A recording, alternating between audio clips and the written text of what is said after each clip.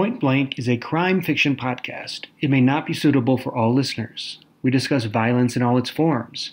The works we reference may include period slang, which some listeners may find offensive. The hosts also have a tendency to swear.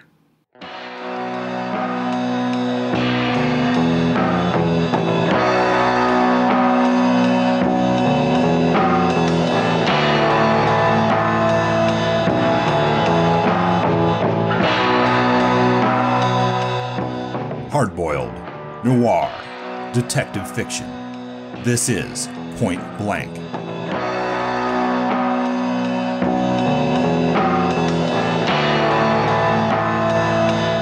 Episode 3, The Big Sleep, by Raymond Chandler.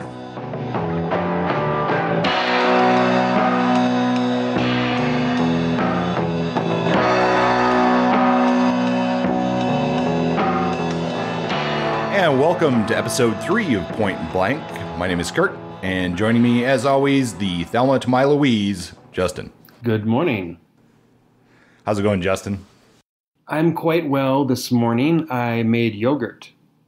What kind of yogurt did you make? I made a banana vanilla yogurt. It's my second attempt at yogurt making. Last night, it was yesterday, 24 hours ago, I put the yogurt down. It's just milk, a little bit of banana, a culture, a little bit of sugar, and some vanilla. Waited 24 hours. It's entirely lactose-free yogurt. It's very good. That's absolutely riveting. I did eat it warm, though, and I do not recommend that. That's disgusting. That's a dark path right there. Yeah, it's the gutter. Well, anyway, we are still here together in Albuquerque. So after we record today, we plan on going to the Nuclear Museum here in town. I've never been. I'm pretty excited. You've been there before, Justin. How is it? Actually, I was quite impressed. It's bigger, better, more immersive, more impressive than I thought. I figured it was one of those podunk Route 66 tourist trap type museums like the Alien Museum in Roswell, which, while I'm not going to diss too much, leaves a lot to be desired. The Nuclear Museum is actually curated by the Smithsonian, or it has Smithsonian money or something, because it's pretty sophisticated. Yeah, I'm looking forward to going to it. Personally, I do find that 50s era, especially of the looming threat of nuclear annihilation, pretty interesting. Mm-hmm. And I think it does obviously connect to this genre a little bit. I'm sorry, but I'm a post-apocalyptic geek as well. So I'm hoping to see a super mutant at the museum. I hope they have a couple. I feel that you will be rewarded. Awesome. Anything more related you want to talk about this morning? Yeah, a couple things. I saw the film Looper last night, and this was the first time seeing it. It's a flick by Rian Johnson that you probably are familiar with, radio folk. I was expecting a heartbreaking work of staggering genius, but instead I got a movie that was not great, but good. I think hype might have been a part of it. I've been hearing about Rian so much because he's soon to be directing, or I guess he's directing The Last Jedi, Episode 8 of Star Wars. And I was, hoping that Looper would blow my mind so much because I have such damn high expectations for the next Star Wars film. And there were elements that were impressive and those mind-bending time travel elements that I was hoping for, but they really all were crammed into the first half hour, and after that it just became a little bit more Hollywoody than I expected. So yeah, I was both excited about seeing that film and disappointed in the results. Yeah, I watched it with you, and I'd have to agree. I mean, the start off is really good, and I thought we were going to get more of a neo-noir, almost a Blade Runner kind of movie.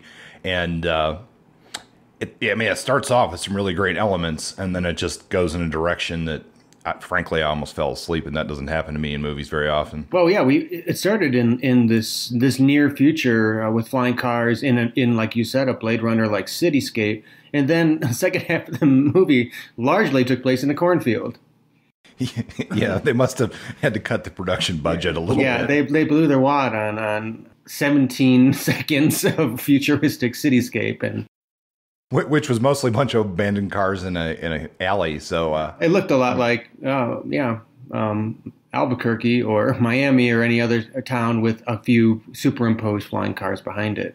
So, I mean, I thought it's a movie worth watching, I would say, but you don't expect a classic there. Yeah. I also started reading Patricia Highsmith's Strangers on a Train, which is a noir classic I haven't read. We're going to be doing an episode in the near future on this work, episode 5, actually. And I was pleased to see how her writing style is different from the three authors we've been discussing so far, including Chandler today. It's certainly not hard-boiled, and I'm sort of excited about seeing how her plotting stands out compared to the others. Yeah, I'm pretty interested in getting into Highsmith's work as well. It's something a little different from these Black Mask writers' origins, a little. And I think her life story is pretty interesting as well. So we'll be getting into a little bit of that. Yeah, I'm excited about that. I think there's parallels between her and Chandler, and also these differences between her and the Black Mask boys that we'll start to parse apart as we dig deeper into the canon. Anything else you wanted to plug today?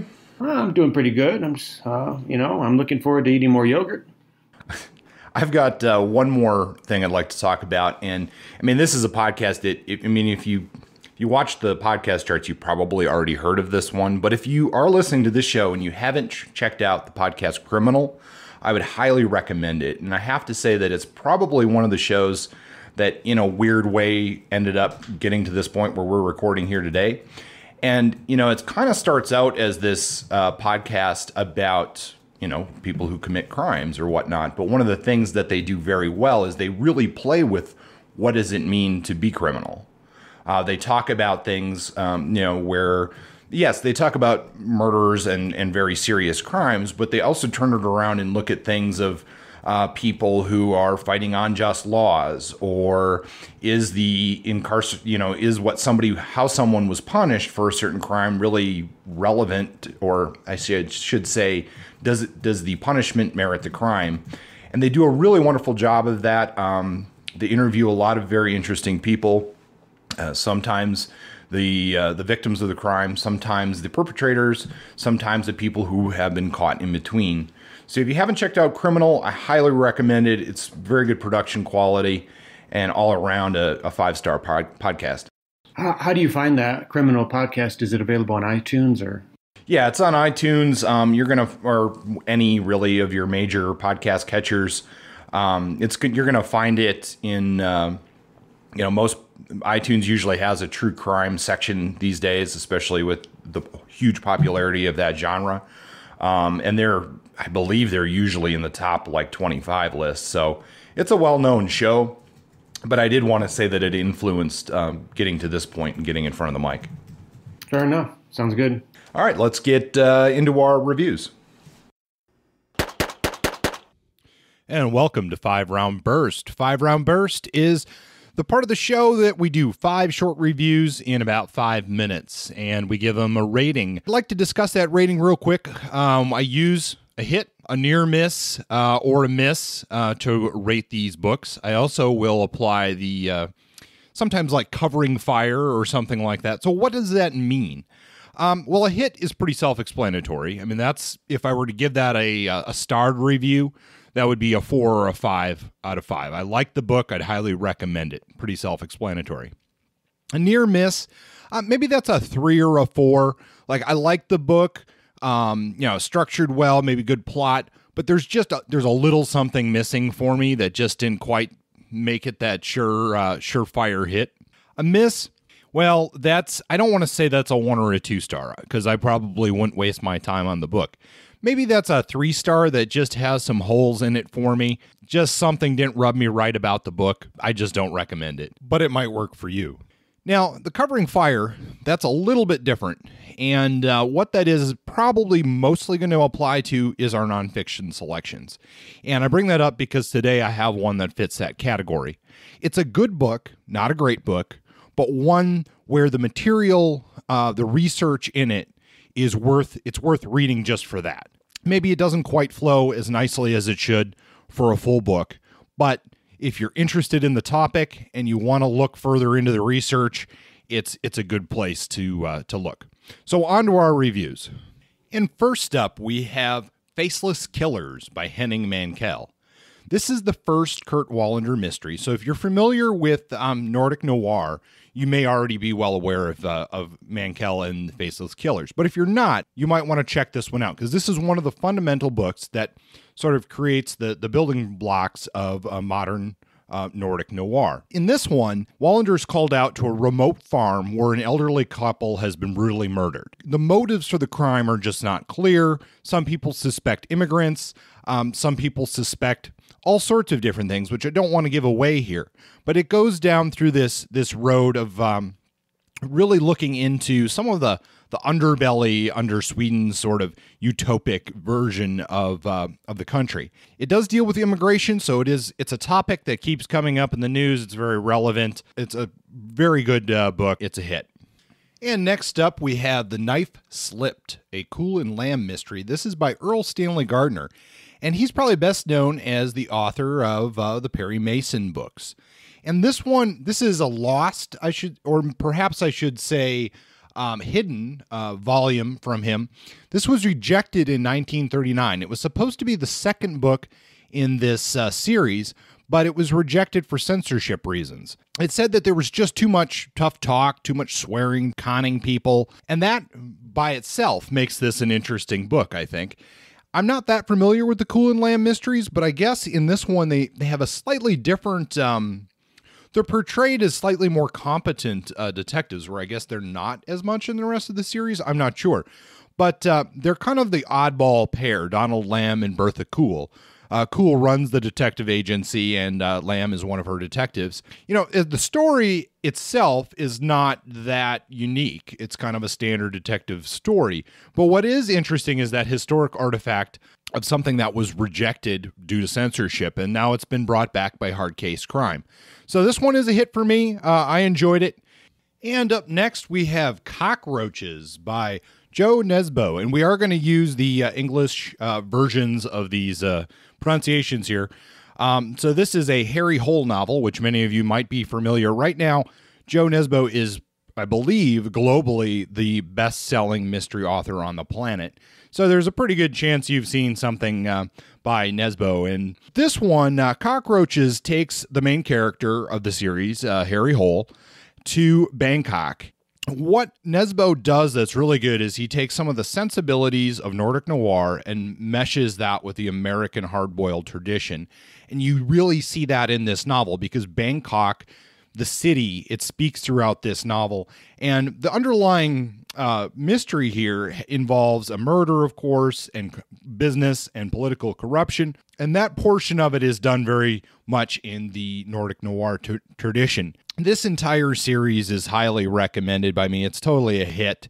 And next up, we have Made to Kill by Adam Christopher. Now, this is the first of the Ray Electromatic mysteries. Now, you might be saying, who's Ray Electromatic? Well, Ray is a robot, and he's a robot detective in Hollywood. This one stands out because it's, in this case, sci-fi noir done right. Like, you could kind of take the robot out of this, and this would still be a great noir story.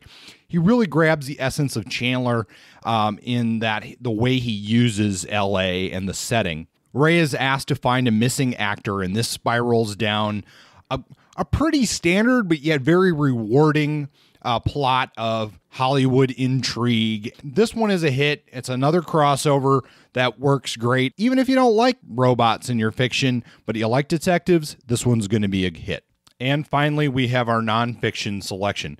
This is A Burglar's Guide to the City by Jeff Manaho. I'm sorry if I'm not saying your name right there. He's the author of the Builder blog. This book talks about how architecture and urban planning are seen through the eyes of a criminal. It talks about certain things of like how a burglar might case a building or why Los Angeles was the bank robbery capital of the country for the longest time. That has to do with the interstate system. So there are a lot of interesting ideas in here. There's a lot of particularly interesting if you're trying to do some writing and trying to think like a criminal.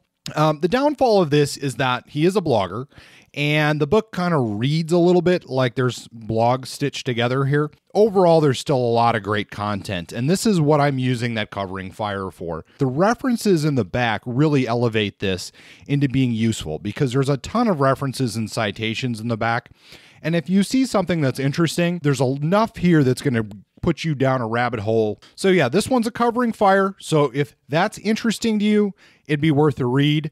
And on to the main topic. The Big Sleep, Raymond Chandler's first novel, introduces private detective Philip Marlowe, who is the archetype for tough yet sensitive PIs.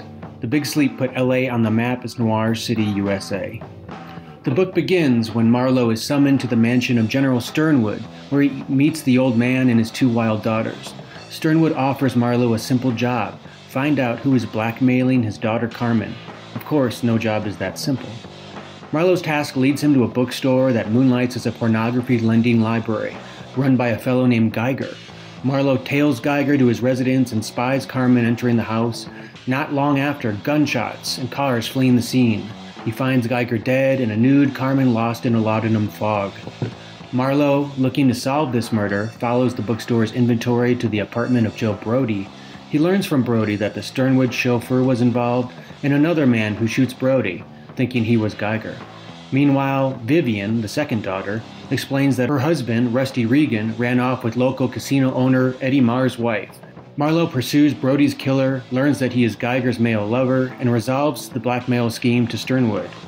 At this point, we are only halfway through the novel, and Marlowe learns a few things that keeps him on the case.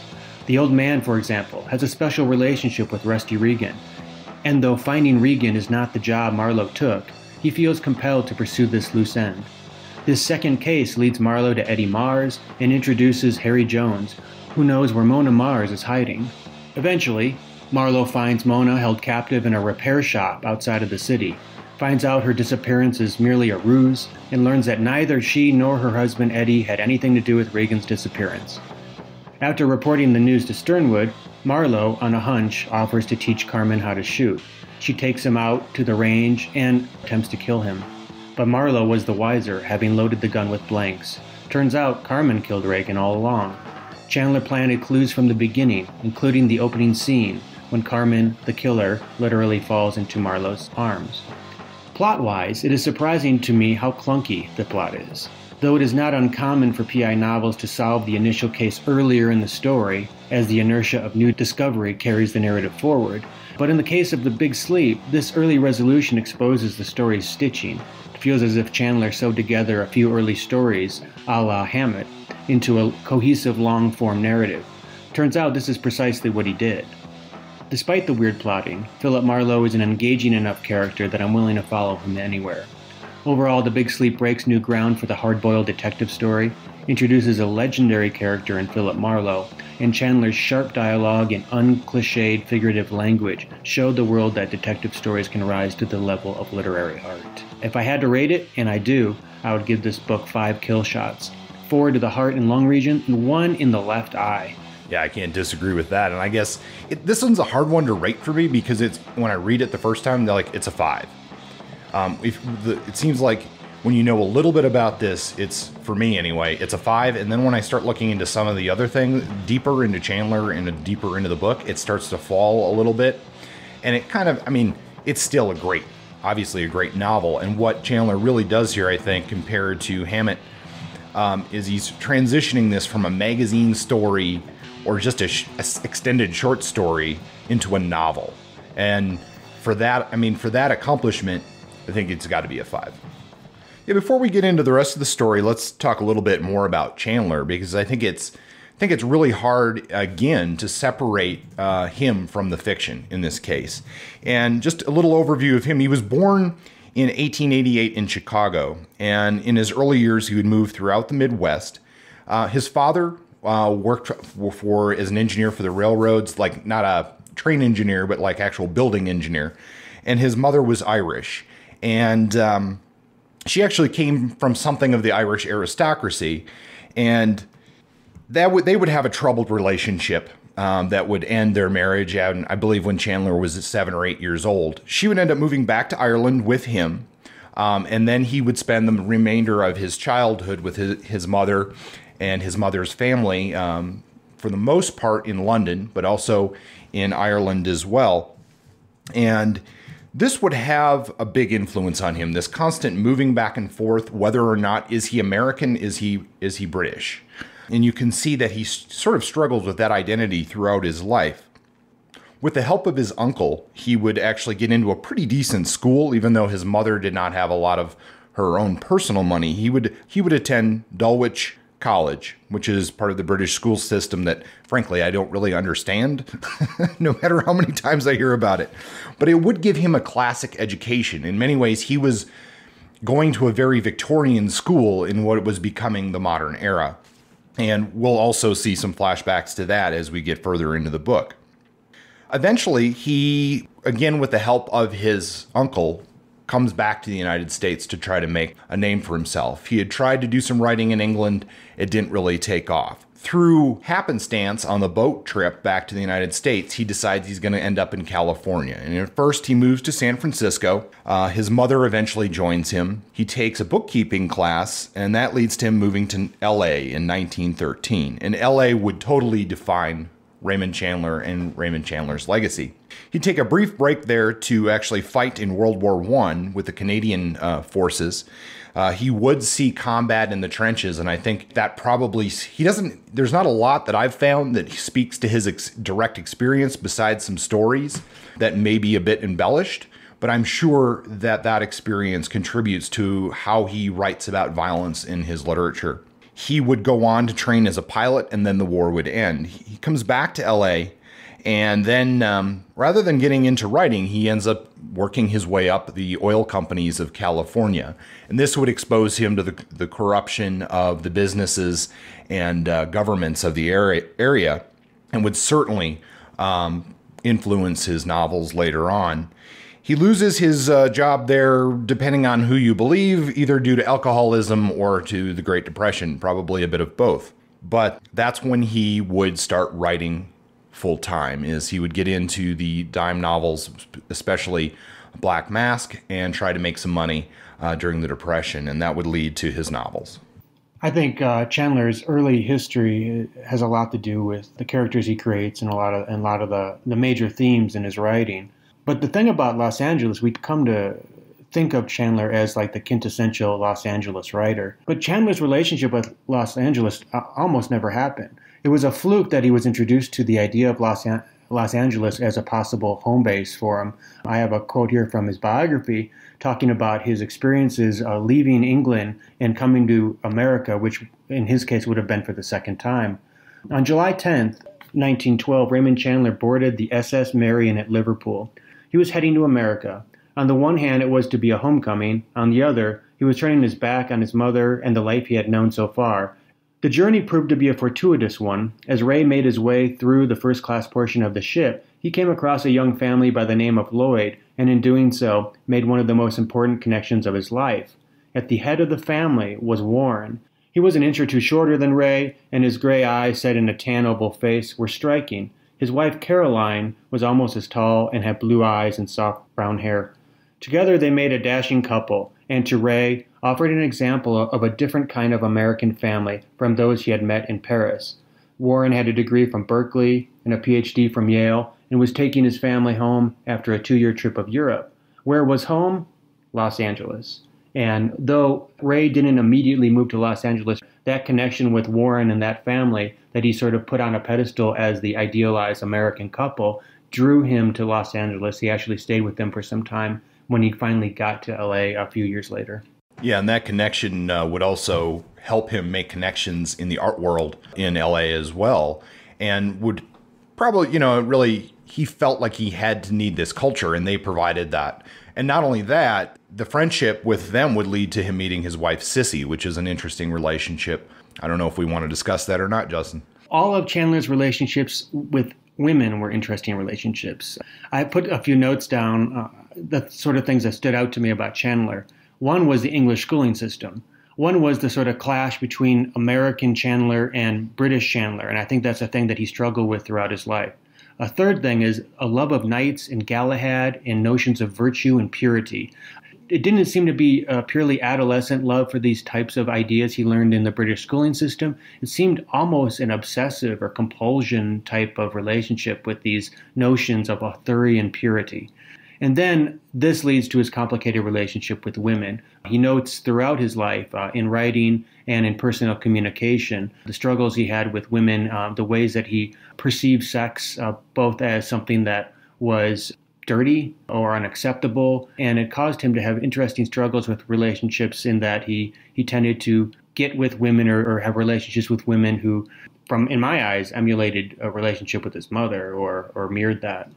Yeah, that certainly seems true, at least with his relationship with his wife, Sissy, who was actually first of all, when they met, she was married. She was good friends with Chandler's mother. They were actually closer in age than Chandler and Sissy, but she lied about her age frequently, and she was at least 18 years his senior. You know, their relationship lasted, once they finally got together, it did last the rest of their life. So I imagine they certainly seemed like they had some version of love together, although it was completely complicated until the end.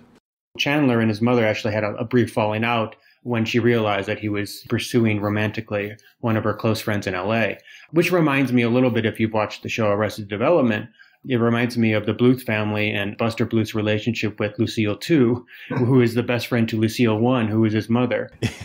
Yeah.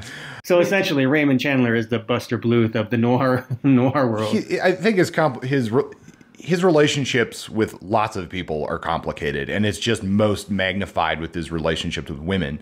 I think that you see through his letters and his correspondence with editors and things like that, like he had a really tough time seeing the reality of the situation, and it wasn't the fantasy that he had created in his brain as to how that relationship looked.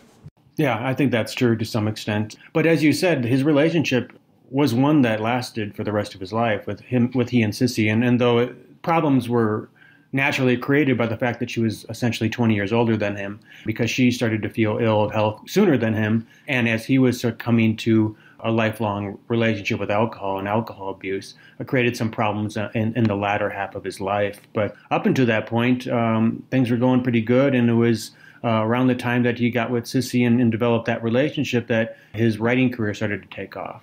Yeah, I do think it is worth repeating that here we are looking at another pulp author with a serious alcohol problem. Chandler, at various points in his life, was drinking 2 bottles of scotch a day. He got, when he visited London, he basically had a panic attack about whether he would have his booze supply or not. And when he was doing some of his screenwriting, to finish his scripts, he had to make deals where basically he would stay almost blackout drunk. They would wake him up. He'd write a couple of pages, take a few more drinks, pass out, and repeat for a week at a time to get a script done. Not the healthiest way to create a sustainable literary career, but seemed to work for him. Well, let's see what he did with his characters. Sure. Talking about characters, there's no way we can avoid the glaringly obvious here. Philip Marlowe is perhaps the most famous, most important character in all of detective fiction, especially in hard-boiled fiction. I have a quote here from Kevin Burton Smith where he offers his perspective on Philip Marlowe. Whereas 3 Gun Mac may have been the first, Race Williams may have introduced the PI to the world, and the Continental Op and Sam Spade may have staked out the ambiguous moral code that would fuel the genre for years, it was Raymond Chandler's Marlowe that would define for all time who, what, where, and why a private eye is. Traces of Marlowe run from Paul Pine to Jim Rockford to Miss Tree to Lou Archer to Spencer. It's all here, the loneliness and infinite sadness to the quick, sarcastic, cynical jibes that mask a battered and bruised romantic, the love-hate relationship with the cops, the corruption that exists in all levels of society. It's all here. Philip Marlowe, for better or worse, is the archetypal private eye. By the time he wrote his famous essay, The Simple Art of Murder, even Chandler realized it. I think that more than any of these other major PIs in noir literary history, Marlowe is the creme de la creme. Yeah, I mean, I think an interesting thing to look at is when comedy, say, spoofs a genre, they're spoofing Marlowe. So he is the quintessential character, like you say. And, you know, I think a lot of that is contributed to, again, what we talked about earlier, that this being the first real novel of the genre. He's a character with depth. He's not like the Continental Op, who's a one-sided detective. He has, he has emotion and feeling unlike some of the other characters. And I think one of the things that Chandler, we might, and we're going to talk a little bit about Chandler's poetry down the road and his sort of obsessions with the literary figure he thought he should be, and not, how he wanted to escape the confines of crime fiction and become more than that, become the great literary writer that he saw himself as. Sure, that didn't come to pass, but his early training and his early literary ambitions and his poetic ambitions, and also his sort of obsession and nostalgia for things past, his sentimentality, I think those aspects of his character are in a large part why we love Marlowe, because he lended this tough guy, gunplay detective who talks tough and gets into it with anybody. He lended him that emotional capacity, that three-dimensionality that goes against the masculine code of hard-boiled fiction up to that point. By creating Marlowe, creating a three-dimensional PI, he creates the model for full, well-developed, dynamic male characters that can both cry and beat the shit out of you at the end of the day. Yeah, well, Marlowe is definitely Chandler's knight in a modern world. And that we're going to talk a little bit about that more in a few minutes, but he sees, and he recognizes this. He sees Marlowe as a knight, even calling him a shop-soiled Galahad and, a knight in tarnished armor. So in some ways, it's interesting that he's seeing that transitional character in society, not just in the fiction. His relationship to knights, to the Arthurian legend, all that notion of virtue and purity, this sentimentality, and the relationship between, for example, Marlowe as knight to General Sternwood, who we'll talk about in a moment, as sort of the lord. That relationship is something that recurs in Chandler's work. Well, let's move on and talk a little bit about the Sternwood family. I mean, they are a very interesting family. You have General Sternwood, the patriarch, the old man, as you say, the lord in this story. And then you have his princesses, his damsels, Carmen and Vivian Sternwood, who, they play they're very different sisters, but yet at the same time, they're very similar. I've read from numerous sources that essentially it's the femme fatale role split into two. These two separate characters simultaneously, Carmen and Vivian, represent the femme fatale of this novel. And they get a lot of screen time. They get a lot of time to develop, a little more so than some characters in some of the books we've read, as the femme fatale character. And I would have to agree with that assessment.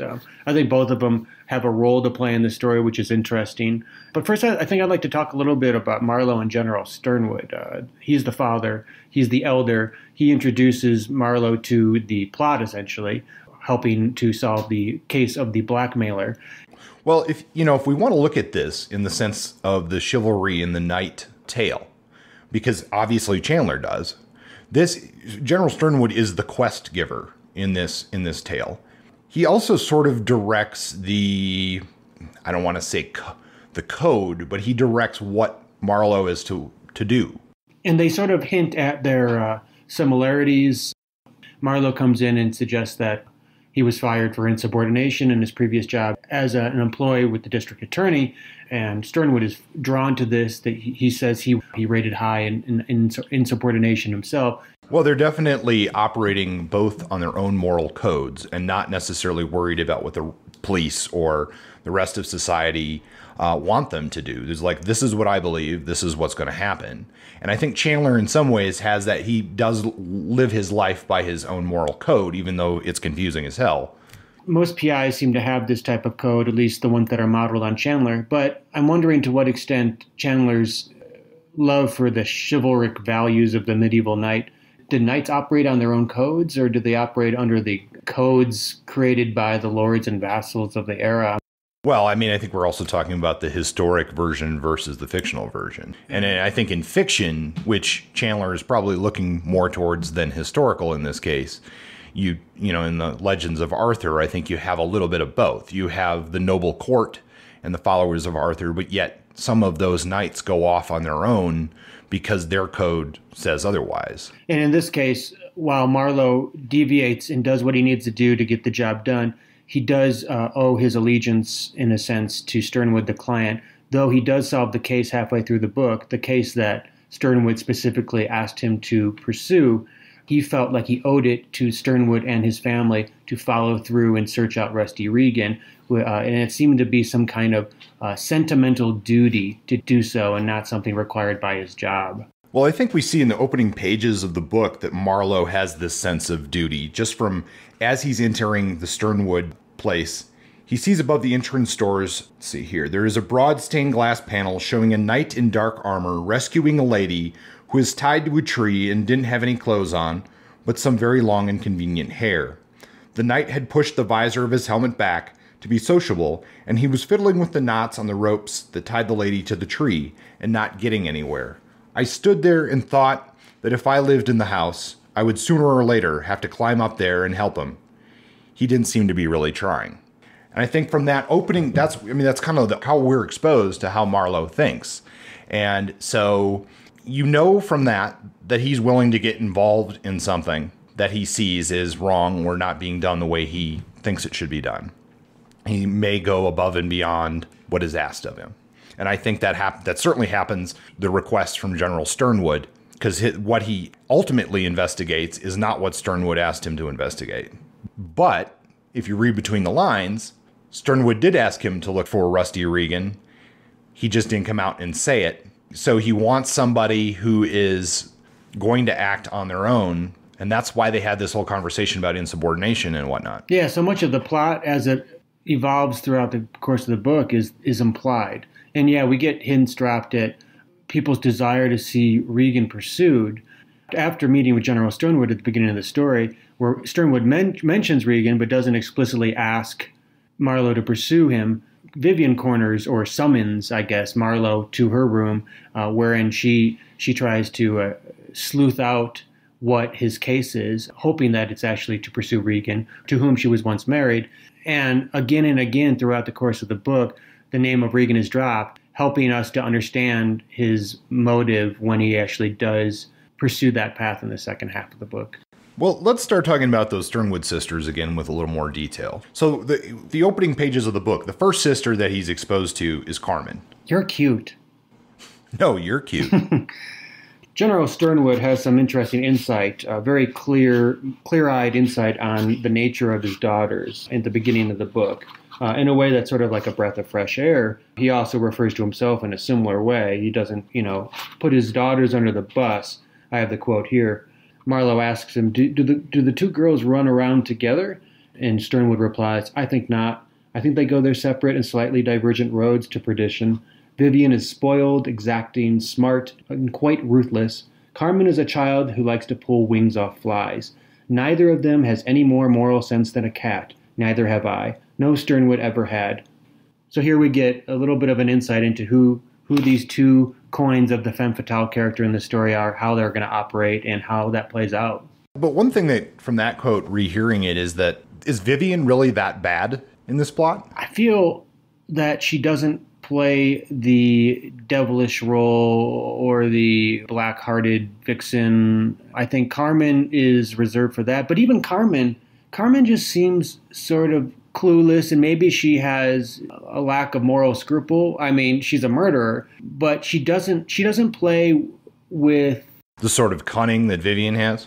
Carmen lacks cunning. Carmen is like a sociopathic airhead, whereas Vivian operates with cunning. She's insightful. She has the private school education and the mannerisms of a sophisticate, but I feel like she's just sort of sad. Yeah, I mean, I think she's kind of a woman stuck in her position, really. I mean, to me, I think Sternwood's reaction to especially Vivian seems a little strong and more of a reflection of Vivian trying to be a more modern woman than maybe the general would like to see, because she has this intelligence, she has independence, and because even though she asks Marlowe about finding Rusty Regan, she kind of doesn't really. She's not that bent out of shape about Regan being gone. I think Vivian, if you've seen the 1946 film The Big Sleep, which is the Humphrey Bogart, Lauren Bacall version, Vivian gets even more complicated because Bacall plays her with that kind of modernist sophistication that shows her to be far more three-dimensional than Carmen, who is really just this sort of empty-headed bit player or pawn in the game. She's the one that gets blackmailed repeatedly. She's the one that's high on laudanum, pornography stuff. She gets tangled in webs, not out of cunning or intent, but just because she's wild and wayward. Well, and that's even maybe wrong from a modern perspective, because, I mean, in the book, she's kind of played as the druggy sex kitten, but really by the end of the book, we realize that she's suffering from certainly several types of mental illness, probably. Yeah, and that's true. I mean, we can't blame her or judge her so much for her actions as recognize that she had some stuff she was dealing with that was never discussed and certainly not treated. And I mean, I think, again, from a modern perspective, she's very much the victim. True, that's a nice way of spinning it. Carmen as victim in the story. Maybe the entire story is really about Carmen. Based on Chandler's background, I would not say that he thought she was a victim. No. But I mean, really, there's a number of things that make this novel. Obviously, Marlowe, but the sisters is what maybe elevates this to something a little bit better. And it doesn't hurt that the Big Sleep movie has Humphrey Bogart and Lauren Bacall. I mean, I doubt that Chandler would have had the impact that he did had you not gotten those two actors of that level involved in the film. Yeah, high caliber actors, great cinematography, a script written originally by Chandler and then enhanced by Faulkner. I think it was a pretty good combination. Yeah, so I think we've really covered the characters in this one, and I mean, at the core of it, even though Chandler is known for L.A. being his space, his setting, it's the characters in this novel which are probably the most important. We have a segment that we want to introduce at the end of our character section, the namesake of our soon-to-be legendary award to most absurdly named character. For The Big Sleep, this award goes to, and will now, from here on out, be called the Puss Walgreen Award. Tell me about Puss Walgreen. What do you know of him? Well, we know that Puss Walgreen is named Puss Walgreen and that he owns an office building. Let me tell you, at 7 o'clock that evening, Marlowe makes his way to Puss Walgreen's office. Had Walgreen not had that office, what would have become of Marlowe? Would Harry Jones have lived? And what of Silverwig? These answers we will never know, because Puss Walgreen had what? An office. An office. So, if you want to get a lesson from this, is just don't be a Puss Walgreen. Don't be a Puss Walgreen, or be a Puss Walgreen and have an office. Just make sure that office is available at the time necessary to further the plot. All right, enough of that hijinks. And let's talk about the craft of writing in this piece. I mean, it's obviously an influential piece, but what's one of the things either about Chandler or about how this is written that contributes to that legacy? In terms of writing, two things stand out to me in this book. One is Chandler's knack for dialogue. His dialogue in this, the way that he presents Marlowe, makes Marlowe who he is. Marlowe is quick-witted. He has that hard-boiled terseness and sort of street slang. But the way that he says things, the way that characters are sort of ping-ponging off one another, the language they use, it's really impressively done. Dialogue is not easy to write, and the way that we speak naturally in the world is not how fiction writers generally write dialogue. It is a contrivance, and writers who know how to write dialogue adapt real life to the page in a way that we can't see the difference. Another thing that Chandler does really, really well in this is introduces figurative language that is far and above the quality of the figurative language that has come before The Big Sleep. I think a lot of this has to do with his experience as a poet. It's evident in the line-by-line quality of the prose in The Big Sleep. There's a very, very much a conscientiousness about how words are placed, what words are used, adjectives, etc. Yeah, I think that Chandler was a student of language. He was a lover of languages. When he was in school, he had that foundation of classic literature, the ancient Greek, and he read numerous languages. I know he spoke French and German, a couple of other languages, but he would, in many ways, he was a linguist in his early years. And one thing that works for him is that in his biography, they mention that when he took to American slang, because he didn't really grow up speaking it, he looked at it as a foreign language and broke it down the same way that he would break down any language he was trying to learn. And perhaps it's because of this somewhat serious take on that we can see him using highly, I guess, literary language along with the street language of Marlowe and some of the criminals. I want to give you an example of some of his writing as he enters into the orchid greenhouse. The air was thick, sweat, steamy, and larded with a cloying smell of tropical orchids in bloom. The glass walls and roof were heavily misted, and big drops of moisture splashed down on the plants. The light had an unreal greenish color, like light filtered through an aquarium tank. The plants filled the place, a forest of them, with nasty meaty leaves and stalks like the newly washed fingers of dead men. They smelled as overpowering as boiling alcohol under a blanket. And it goes on with this language where he's very attentive. He's great with description, understands the importance of detail, but he plants these great figurative details that evoke death, that evoke alcohol, that evoke other themes and tendencies that crop up repeatedly in his works in a way that's very effective and very poetically conscious. I think when looking at his process in the biography, I think you can kind of see that, because how he wrote is he would have these small pieces of paper and he would write about 150 words at a time.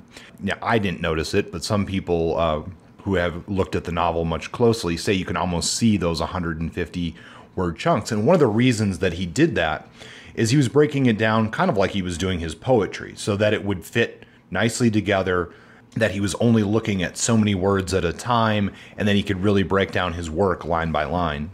And any working writer knows that the first draft of anything is shit. That's Hemingway. And it's in editing where the true work comes to shine, if it ever does.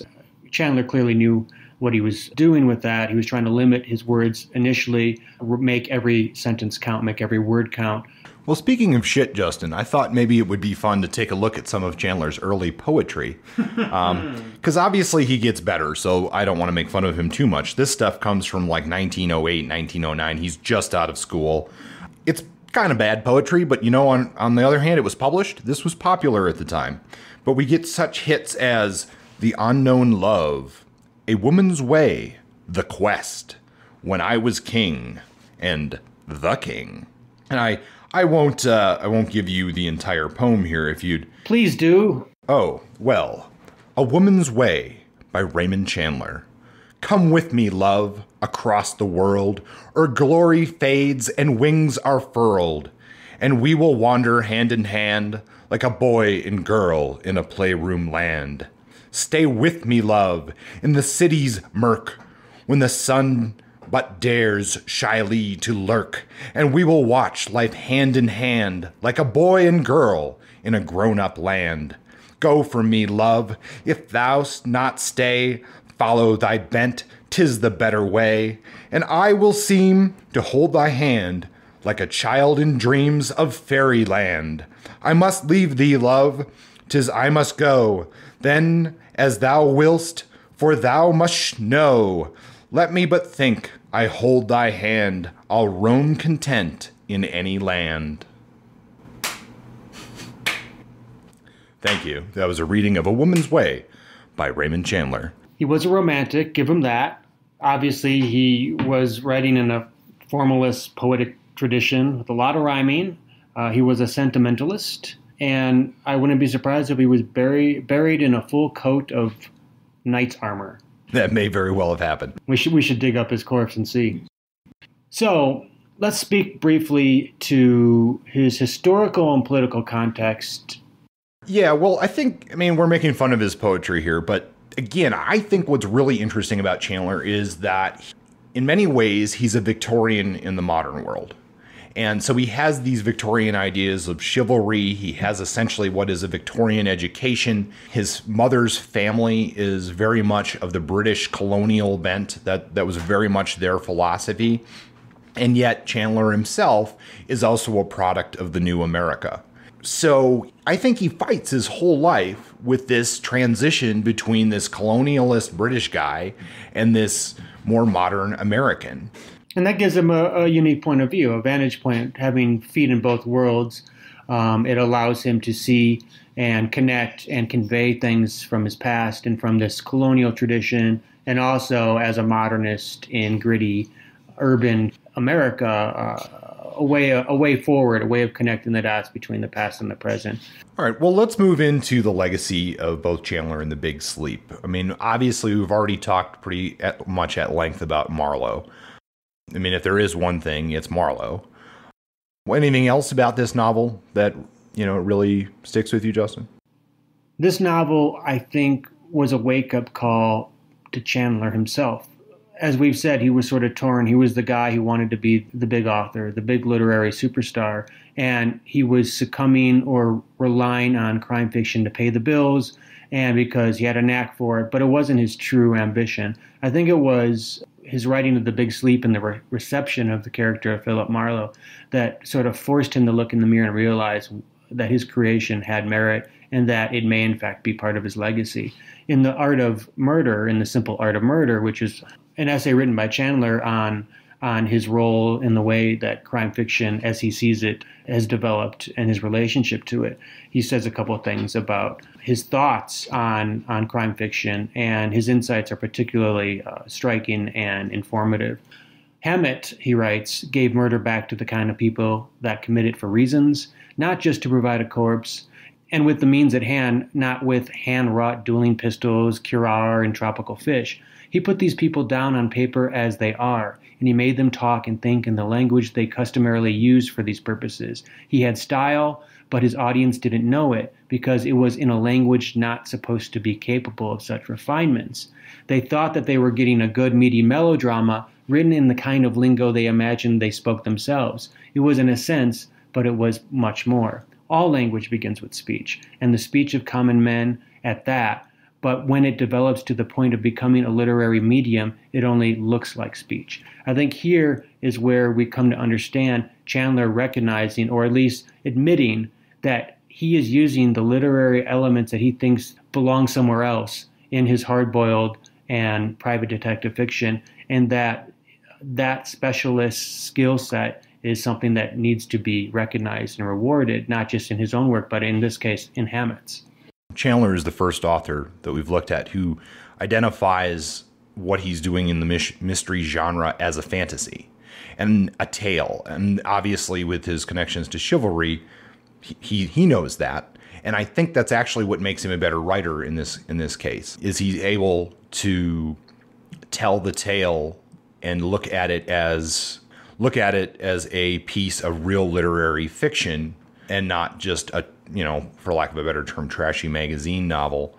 Chandler was never really able to break himself from Marlowe. And, perhaps because of that, in many ways, Marlowe is Chandler, Chandler is Marlowe. He never had success with another character. And you have to be careful with projecting an author on their character. But again, in this case, I think we're seeing that Marlowe is certainly a projection of some element of Chandler's personality. Subject unknown. Subject unknown. Welcome to Subject Unknown. Today's topic, we thought we would riff a little bit on where we're currently located here in Albuquerque, New Mexico, Justin's home. In a next episode, we're going to take a look at my hometown, Seattle, and we're going to discuss, what their crime and noir elements might be. And I think we may in the future take a look at the Midwest as well, since we both have origins in that area. No, I think that's a good idea. And I think Albuquerque, given where we are right now, is a good place to start. Albuquerque has some elements that are a natural place setting for crime fiction and some things that are a little bit unique or unusual about it. Of course, all of this comes with the knowledge, the popular knowledge of Breaking Bad and how Breaking Bad sort of put Albuquerque on the map as a crime fiction type of setting. But I think prior to that, and in general, the desert offers things that cities and wetter climates, rainy climates where people wear trench coats, they don't have. So what about Albuquerque evokes crime fiction? I have a short list. I'll come into detail about some of the things. Number one, desolation. Albuquerque is one of the most isolated, medium to large size cities in the continental U.S. The closest major city to Albuquerque would be Denver, 6 hours to the north. Phoenix is 6.5 hours away. El Paso is 4 hours away. Amarillo is 4 hours away. Lubbock is 5 hours away. Outside of that, there's a lot of empty space, a lot of void, a lot of wind, a lot of places to bury bodies. This isolation creates a psychological type of condition where we feel alone, where we feel disconnected from the world, and that leads to the psychoses that are popular in noir-style fiction. I mentioned the wind. I will repeat it. Wind. One thing about wind when it's blowing, it makes people crazy. Wind, especially hot winds, can be a precursor to frustration, emotional upheaval, and violent tendencies. And in fact, Raymond Chandler wrote to this in one of his early stories. I think it was called Red Wind. It was a novella where he introduces the Santa Ana wind almost as a character before the violence of the story takes hold. Justin, I don't have a lot of experience in the desert. So it's interesting for me to come to this landscape because I totally get what you're saying about the isolation. I'm much more of a northern cold weather type person or out on the ocean in my job and when I do sail. But there's a lot of similarities between those things because you have this, you're not far from open emptiness. And I get that. You know, in some ways, I mean, the desert is a lot like an Arctic landscape. And while I don't buy the argument that the desert is empty from an ecological point of view, some say, oh, there's nothing there, it's a wasteland. No, I mean, ecologically speaking, it's ripe with life, and I feel like the desert can be perceived as bountiful.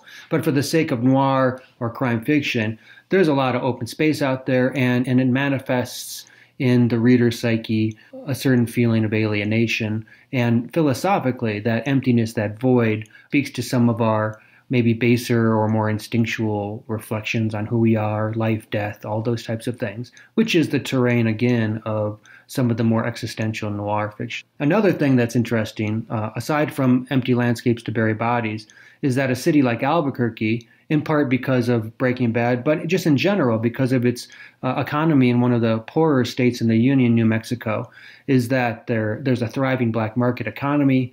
There's a police force with a noted penchant for above-the-law, Wild West-style violence. They've been cited repeatedly for this. We have the Justice Department in town trying to regulate and modify their practices because they tend to pull out their guns and shoot people at a pace that's higher than average city. And both of these elements create the conditions for a kind of criminal enterprise and violent situations. So I think the social conditions in a town like this, the historical conditions of being a colonial outpost in a state where the impacts of colonialism still haven't really been resolved. We're still living in a colonial state in the sense that there are competing social forces, the original Native American inhabitants, the Hispanic conquistador populations that establish here, and then the Mexican and American establishing colonizing forces, all living on top of one another in this palimpsest of tension and competition.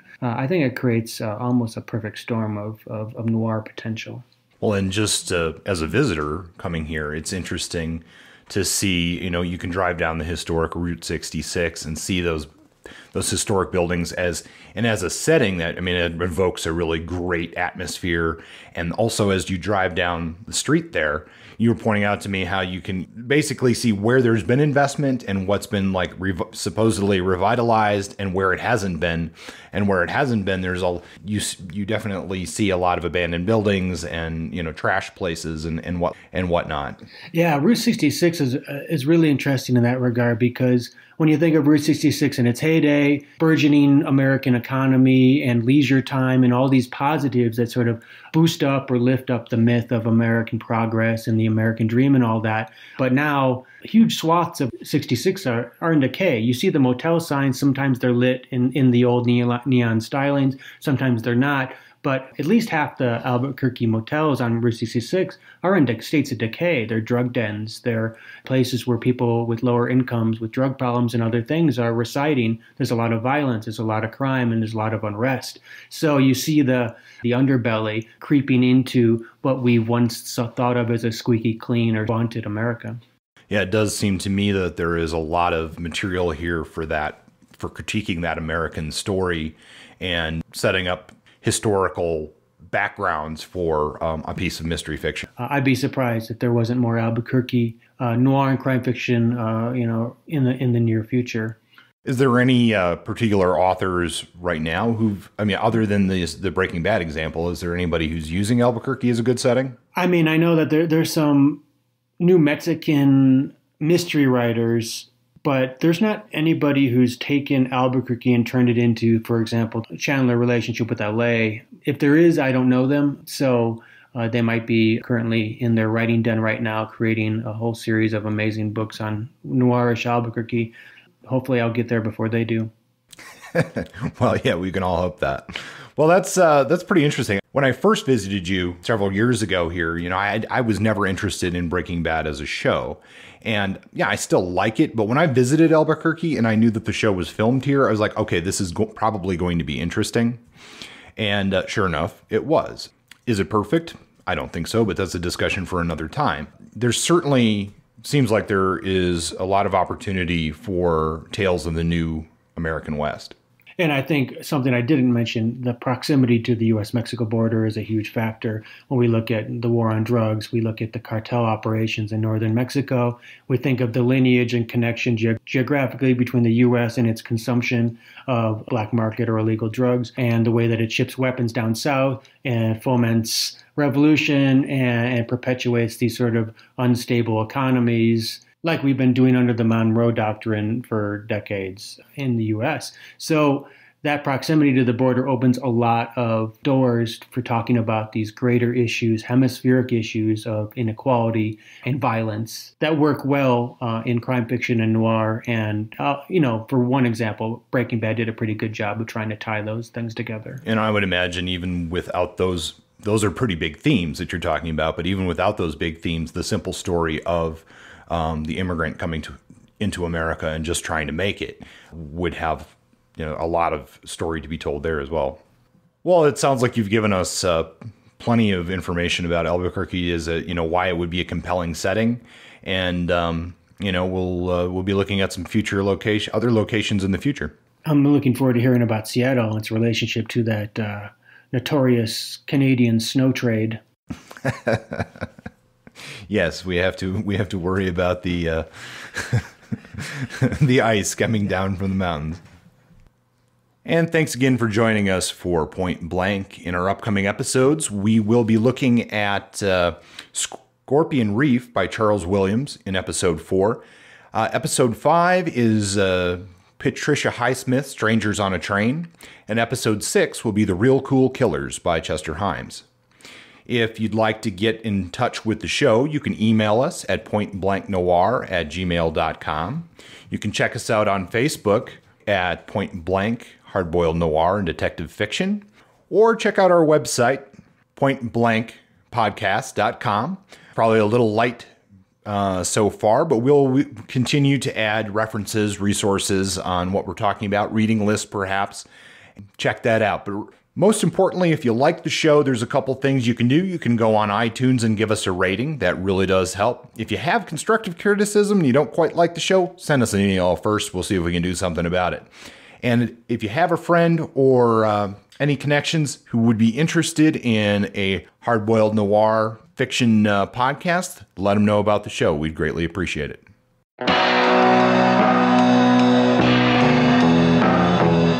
Point Blank is under a Creative Commons license. Music is by Justin. Copywritten works are property of their respective holders.